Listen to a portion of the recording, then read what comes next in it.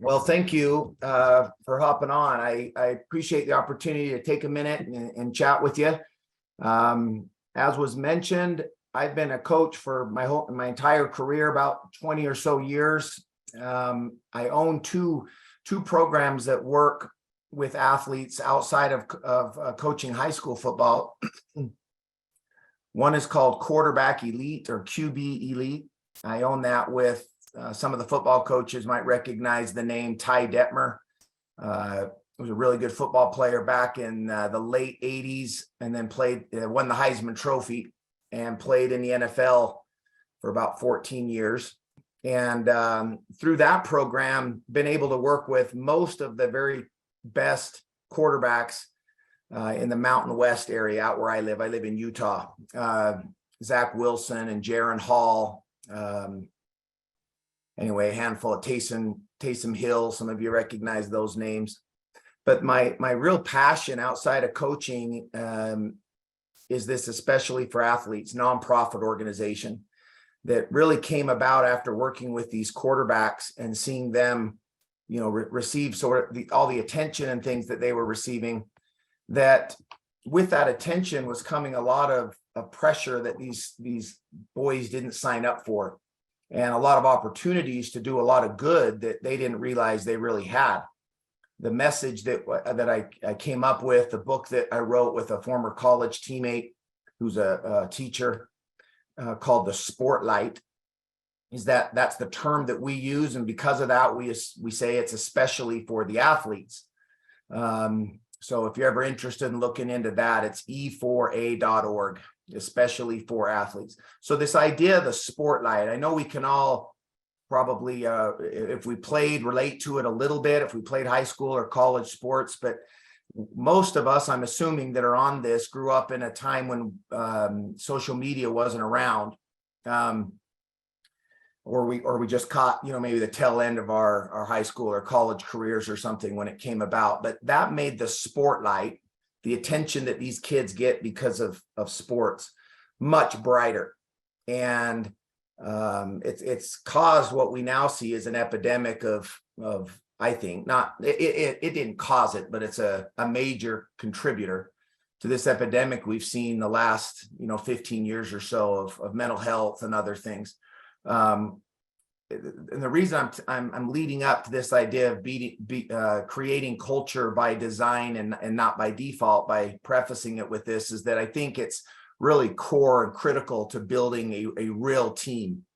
In 2007, the iPhone was invented, and there's a great book that I really recommend all coaches read. I sit on the board for the National Football Foundation, and I've told some Division I athletic directors recently, I think all their coaches should read this book. It's called iGen, the I Generation. In iGen, the author, she refers to this current generation as the iGen, those born around or after 2007. So those are those teenagers right now that we're coaching. The iPhone came out in 2007. Twitter, Instagram, TikTok, Snapchat, all these things have come out since. And what we've seen is these crazy changes in these studies that are done on youth in particular, that year after year, going back 40, 50 years ago, there'd be subtle changes in certain things, but now we're seeing them really off the chart. And they all started around 2007, according to her data and her studying. And things like how early an 18-year-old, or after graduating high school, does a teenager move out of the house? It's much later now. They don't move out as early. They don't go out as much on the weekends. They'll stay home and game or do things at home. They are more tolerant, more accepting of other people, but they're also more depressed and anxious than ever. The thing that really caught me with her book was she made this comment about how it's estimated that a graduating high school senior at 18 years old will graduate having had half as many conversations with human beings as those born before the invention of social media and the iPhone.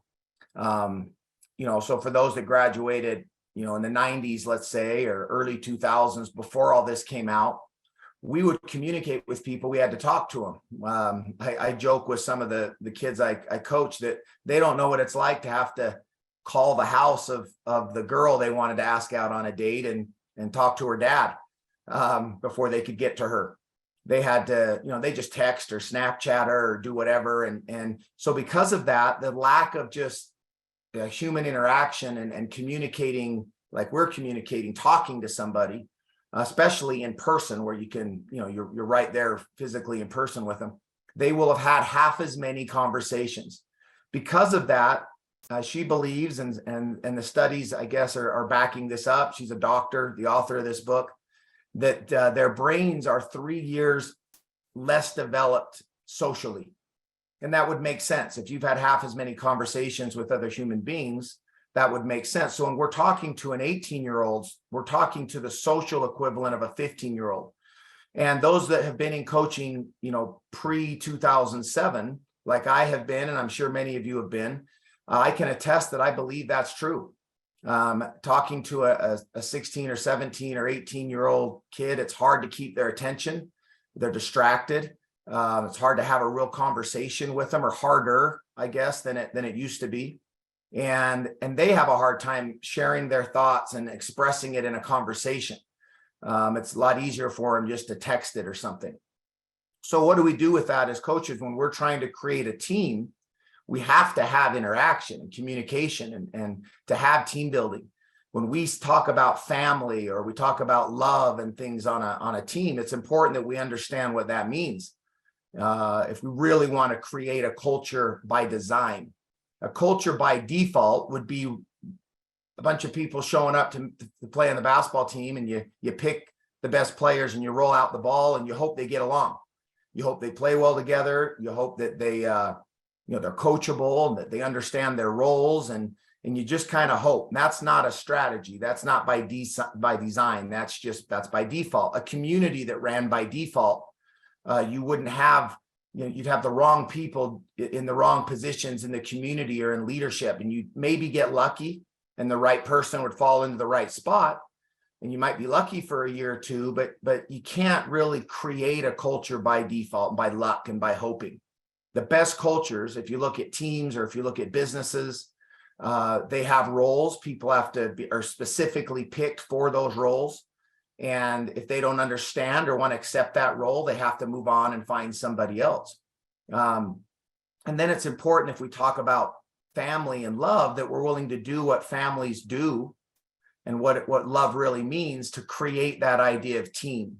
So I'd encourage you to maybe ask your teammates this.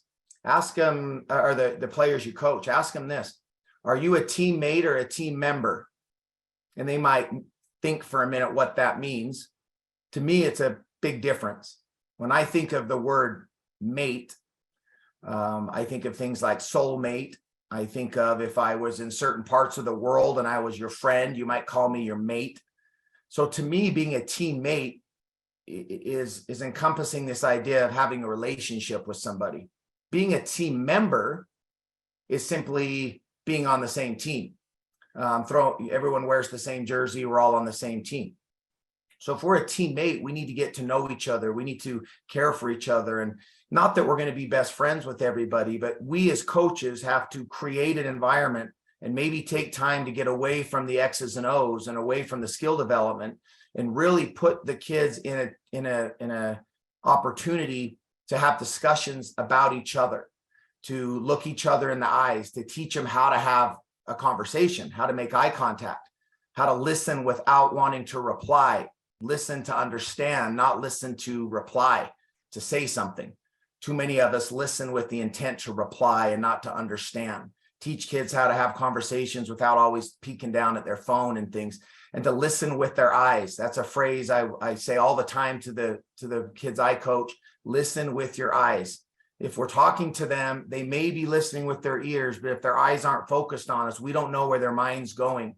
And to create a culture where everybody is clear of their expectations and clear about their roles, we need to take extra time, knowing that these kids aren't having that sort of development that they used to, in having real interaction with other human beings to make time for that on our team. I think if we do that, we'll find out that we can get kids to hopefully open up to each other. Because if I'm a teammate of yours, I'm not only going to be interested in you playing well and doing your job when we're playing together, but as a mate, as a friend, I'm interested in how are you doing at home? How's your school coming along? If you're struggling with a class and I'm a team member, I don't care. Just be ready to play when it comes time for the game. But if I'm your teammate, I don't want to see you suffer. I don't want to see you not understand a subject, or maybe not graduate, or suffer because of family problems. So how can I help you? Can I study with you? Can I check up on you? Well, in order for me to know that about that player, I have to have had some interaction.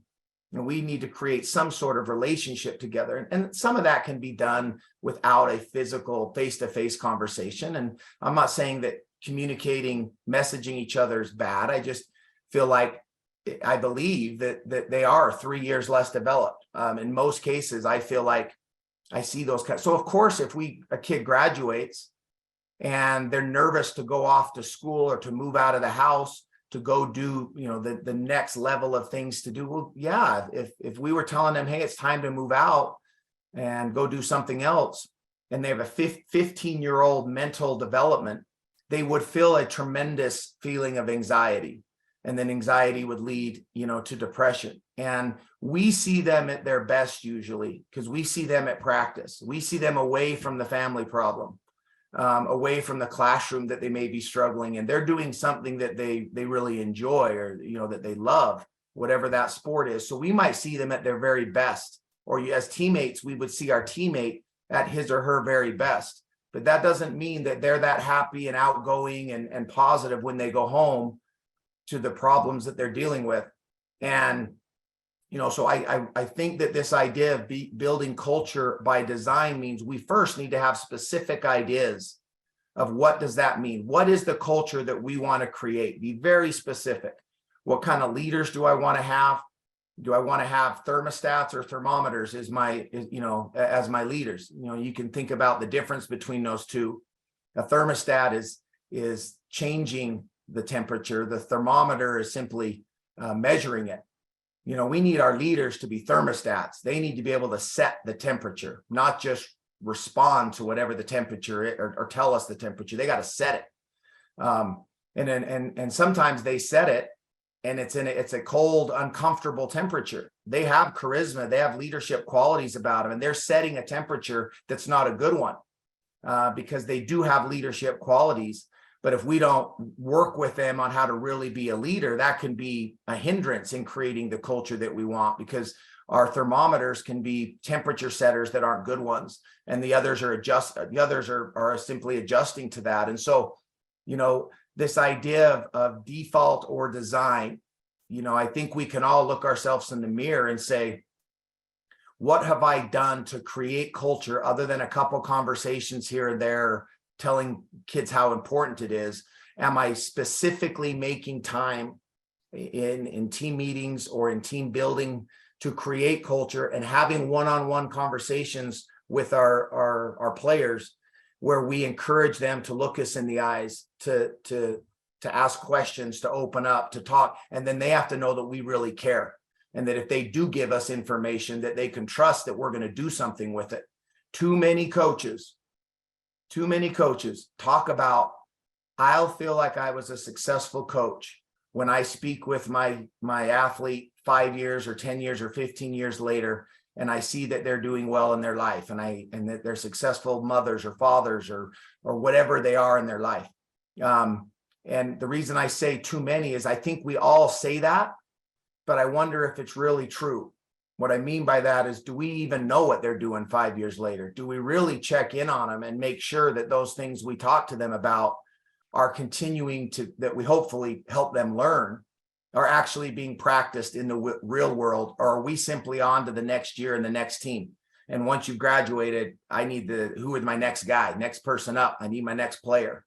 I think really being a coach who has created a culture by design is genuinely interested in the lives of his or her players afterwards, so much so that they're checking in on them, and that the kids feel that they want to check in with coach, because it's, as we all know, I think coach is a sacred title, and it's hard, it's difficult. It's not, we're usually when we win, it's because the kids played well, and when we lose, it's because we didn't coach right. It's a job that it's tough. But more than ever, our youth are under attack. It's a war out there. They're being attacked from all sorts of different angles, and we're going to spend more time with them in most cases than they will with their dad or their mom during the season, especially. I mean, we're with them several hours every day, and we're really with them, talking with them in the same, location with them. And if they can't look at us and trust us and feel like we have created a culture that they felt comfortable in, and that they felt they could be honest in, and that transcends just the season and goes on throughout the rest of their life, then, and all we've done is teach them how to pass or shoot or run fast or, block or whatever it was. If that's all we've done, then I don't think we've really maximized and capitalized on these informative years of their life, when we have a real opportunity to shape them. Who cares if they can block or pass or shoot or run fast, a year or two later? Have they learned how to make relationships, how to talk with people, how to take on a responsibility, how to be criticized, how to respond from failure and criticism, the things that you learn, hopefully through sports? Are they ready to take that into the rest of their life? And a real leader of a coach has a specific plan to get them that way, and is more interested in the process than in the actual final result. We may or may not win the championship, but we can all create a culture that, by design, that kids feel comfortable in, and really create teammates and a true team versus team members and wins and losses. I'm going to share my screen real quick with you and just go through 4 chapters of this book that I referenced earlier, called The Sportlight, that I wrote with I co-wrote with a former teammate of mine about 10 years or so ago, maybe 7 years or so. These core 4 principles of our program. Let me, can we see this? Can you see my screen? Yep, looks good. Okay. So you see it says E4A, especially for athletes. Yep. Okay. These are some of the guests we've had on our podcast, The Sportlight. But I want to take you to these core 4 principles. So the first core principle of how we feel like we can really create a culture by default is this idea of winning the hour. Winning the hour refers to that time in your life to that every hour of the day, making it the most important. So we say go 16-0. In other words, our athletes should sleep 8 hours a day, and that's something we need to make a priority, and it needs to be a staple in our program, is that they're getting enough sleep. I know we've all heard things and been taught as coaches about the lack of production mentally and physically that comes from lack of sleep.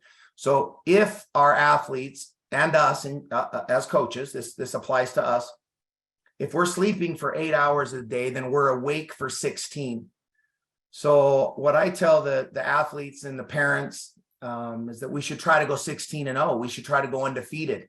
If we had a 16-game season, that would be the goal. But you don't go 16-0 until you go 1-0 and then 2-0. And something we tell the players all the time: focus on this week's game, this week's opponent, and don't look to game 2 or 3 or 4 when we're in the first week of the season. In other words, in the first hour of the day, to win that hour, we need to make it the most important. And that might be talking to our players about, what do they do the first hour of the day?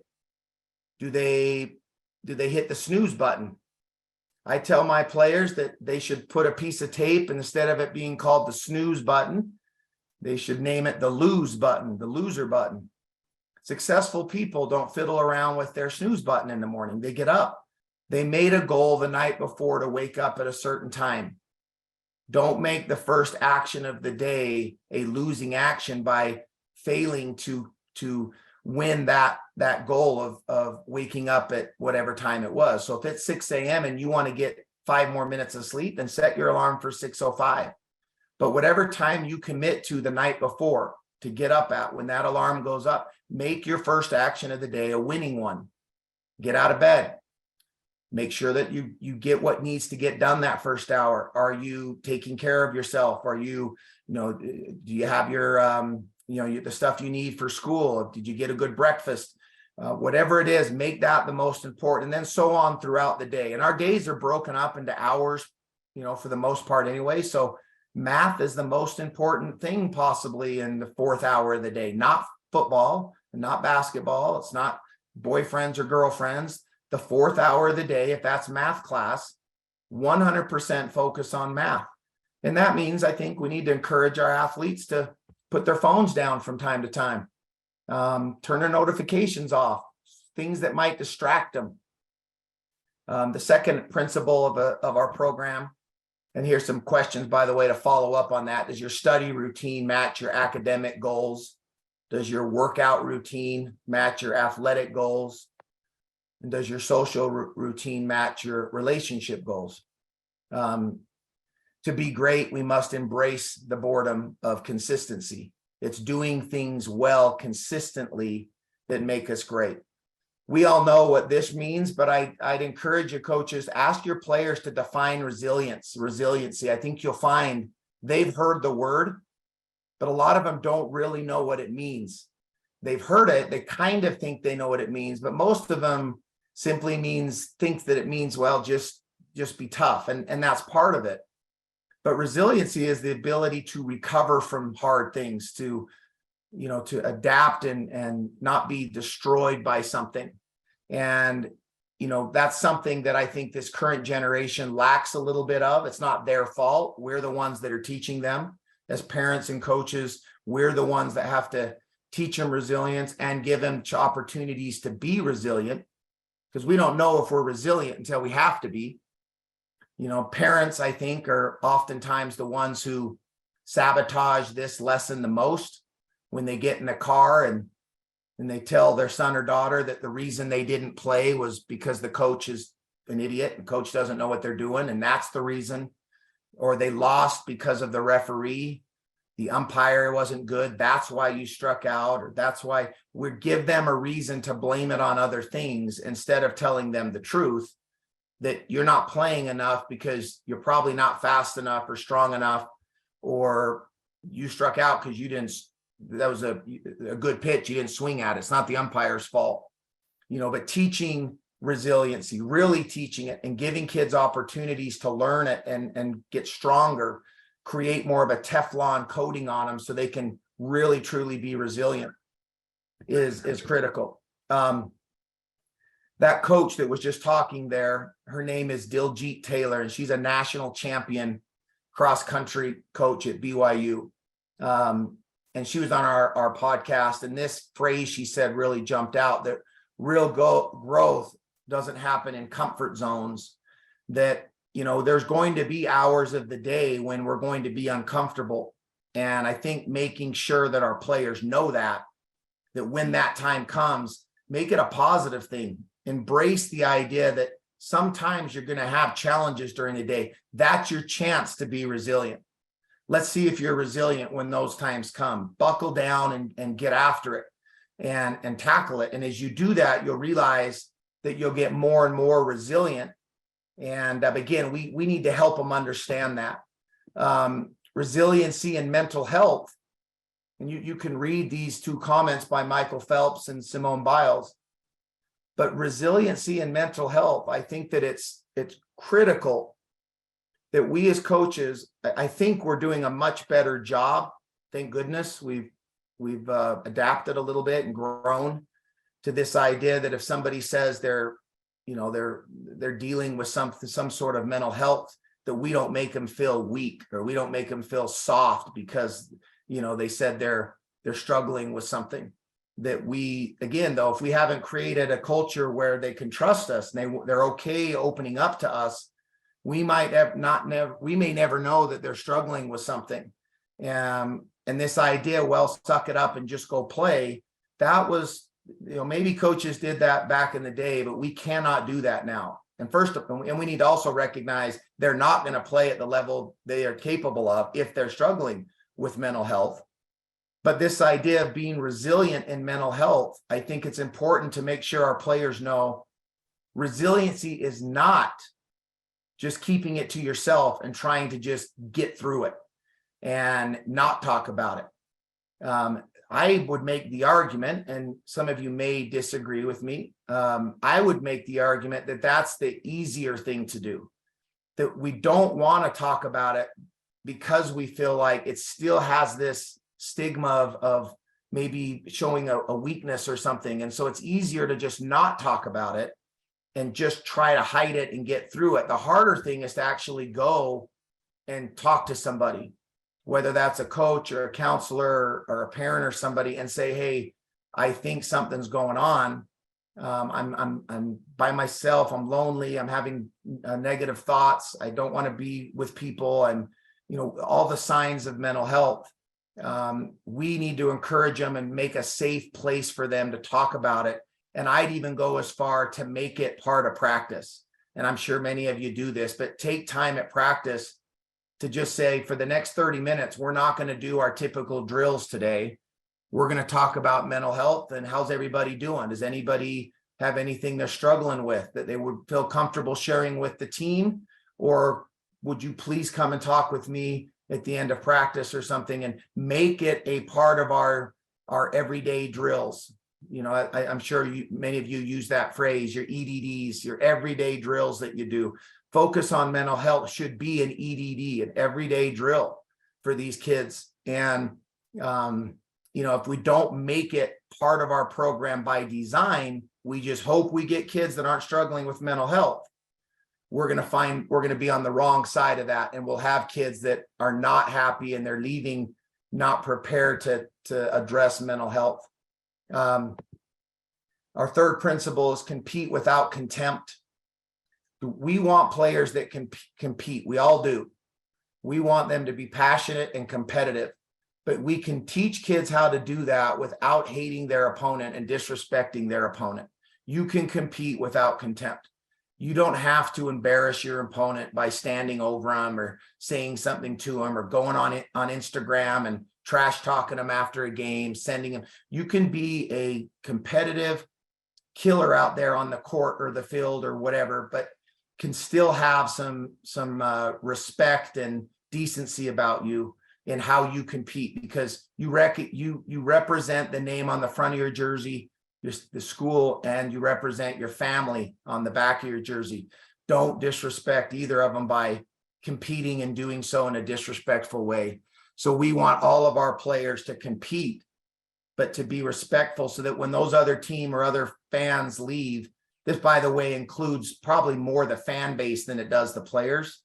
I think it's important that players have an opportunity to talk to the student body and ask the student body how to act at a game, that we as coaches have a chance to talk to the parents and the student body about what we expect of them and how they treat opposing teams when they come and play us, what we regard as something that there's no tolerance for, and that we'll stop the game if we hear it. That we want people to feel welcomed when they come to our stadium, and then we want to go and beat them. We want to be competitive. The last principle, that, by the way, this is the quote that kind of goes along with what I'm about to say, is that I share this every game with the players I coach, that the true soldier fights not because he hates what's in front of him, but because he loves what's behind him. I compete because I love my teammates and my school and my community, not because I hate the team that we're going to play. That's what's going to fuel me, is my love for my teammates and my town and my city there, whatever that I live in. The last principle is seek to bless, not impress.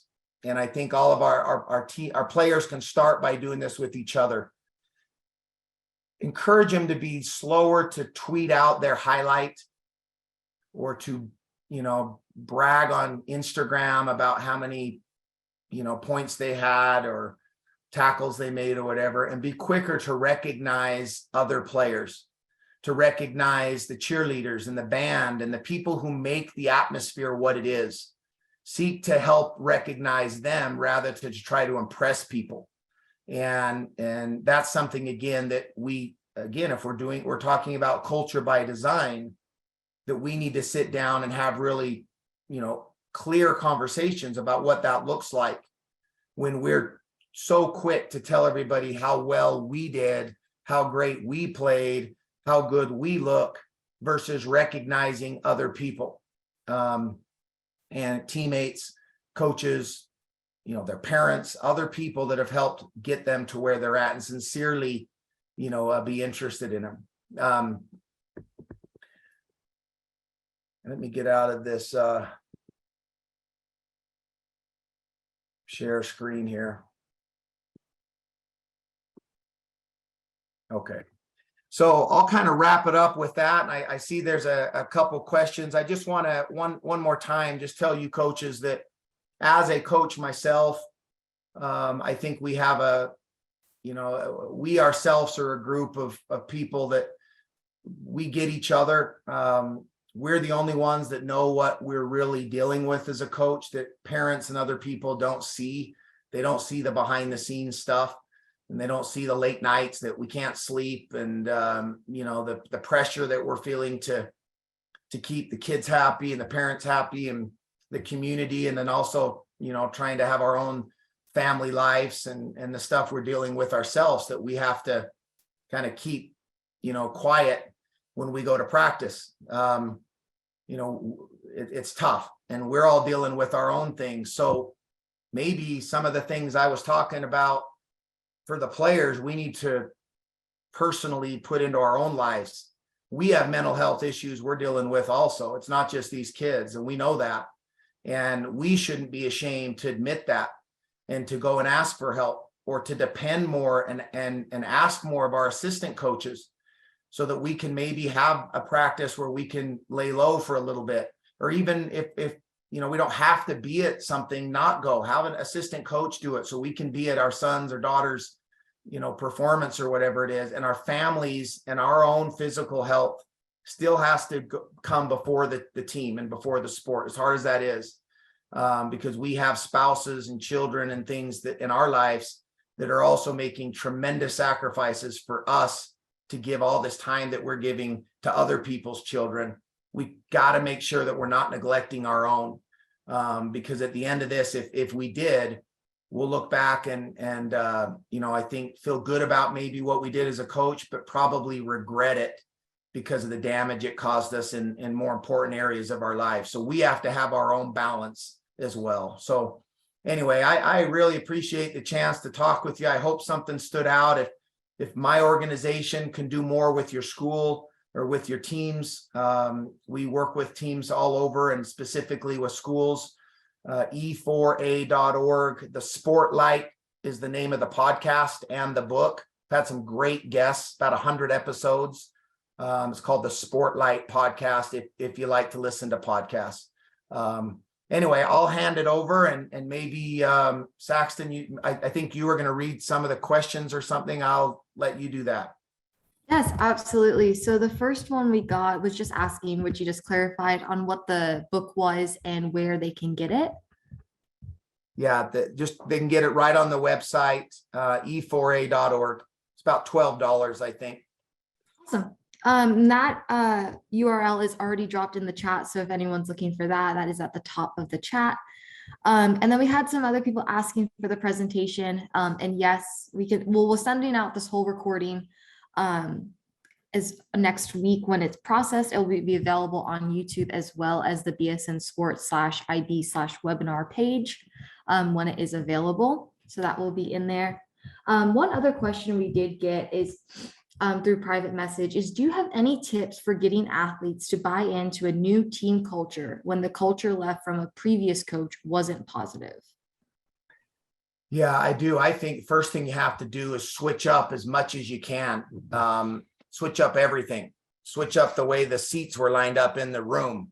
The cheer they do in the huddle. The the hallway they walk coming onto the court. Like, try to change up everything and get them a fresh, a literal fresh start at everything. And then the other thing I think is to find out specifically from them, what is the culture that they want to be part of, and that they know that you're trying to make it a culture that they want to have. We got to ask them, what do you want? What was the culture before? What were the issues in the culture before? And what would you like to see different? And then put it on them, especially those thermometers, those key leaders on the team. How are you going to make this culture what it is? Because really, when it comes down to it, we can kind of drive the bus a little bit, direct it a little bit, but it's the key difference makers on the team, the leaders inside the team, that really are going to be creating this culture. So we have to have regular interaction with those key players and make sure that we have the right people at the right spots there. The best player may not be shouldn't be your captain all the time. They might just be a good player, but they're not a good leader. If they backbite the coach, if they backbite the program, if they backbite other players, complain, they're not getting enough attention or enough looks, or colleges aren't looking at them and that's the coach's fault, whatever, they can't be your leader. And we sometimes, I think, have to take a step back. Might mean to take a step back for a year or two, to take 2 steps forward, year 3 or 4, in making sure that they understand we're not putting up with this anymore. And if you don't want to play, then you don't play. But the process is more important to us than the final outcome, and we are committed to the process. But get the kids buy-in. I think we have to talk to the kids, make sure we understand what it is they're hoping for, and then do our best to create that. Great, thank you so much. John asks, the first day of practice, we meet to talk about culture and psychological safety. Have you ever addressed psychological safety with your teams? Psychological safety, I haven't heard that phrase. I mean, I get what it means. I think it's awesome. No, I'd admit, not in the way probably I should have. So, I appreciate you bringing that up, John. A sense of belonging. I like that, that again, and that kind of comes back maybe to the point I made about, if we're saying we want to be a family, that's a phrase that gets thrown around a lot by teams, but very rarely is there, if it's a family, we understand we are going to argue sometimes. There's going to be disagreements. There is in every family, but we put it aside and we move on. But everybody belongs. Everybody has a seat at the dinner table, and they're all welcome. And so again, do the key leaders and do the coaches are we finding those kids that may not feel like they have a seat, and putting our arm around them and talking with them and making sure that they understand that they may not play a lot, but they are an integral part, important part of the team, and we need them. And get to know them by their names, call them by their names. Tell our players, call each other by each other's names when you talk to each other. High five each other. There's a great article written on the value of high fiving. There's stats that actually track, and I'm sure this wouldn't be a surprise to you. And if you watch NBA basketball, the Golden State Warriors for years have led the NBA in high fives. They Steph Curry, and the way he plays and the way they gel as a team all those years, that physical touch of high fiving somebody. I tell my guys, and listen, I'm not saying that I'm a super successful coach. I've only been a head coach for a handful of years. I've been in coaching for a lot of years, and in developing athletes for a lot of years, but I've lost plenty of games. But this idea of touching each other on the hand and expressing appreciation and gratitude for each other is something that I tell my guys. If we're not high-fiving enough in a practice, then I bring them all together and we have a discussion, or sometimes I'll get on them a little bit. High five each other more. Be friendly to each other. Have fun. It should be fun. Play with joy. But I like that sense of belonging. And John mentioned as well that the book, The Captain Class, is a great book to address the issue of being a captain. and this sense of belonging, talking with our players about that is psychological safety. I like that, John. I might have to talk with you more about that. Awesome. Well, I think that was the last question we got, but I want to thank you, Dustin, for sharing all of your incredible content with these coaches. I know they have a ton to take away and use in their practices and with their teams. I also want to thank all the coaches who took time out of their summer and out of their week to hop on this call. You guys are doing a lot for your teams and more than you know. So big thank you to all of you guys who hopped on today. Like I said, this recording will be available sometime next week, both on YouTube and on our page. And we will also be letting everyone know via email when that is available. So if you have any other questions, feel free to email me or email Dustin directly.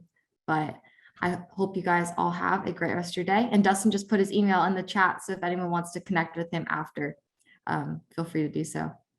Dustin, any last words? No, thank you very much, everybody. Good luck with your seasons, and I hope you can enjoy the little bit of summer that we get as coaches. It's not much anymore, but enjoy whatever you have. Thanks again. Appreciate all of you for all you do for these kids. Great. Have a good one, everyone. Thank you.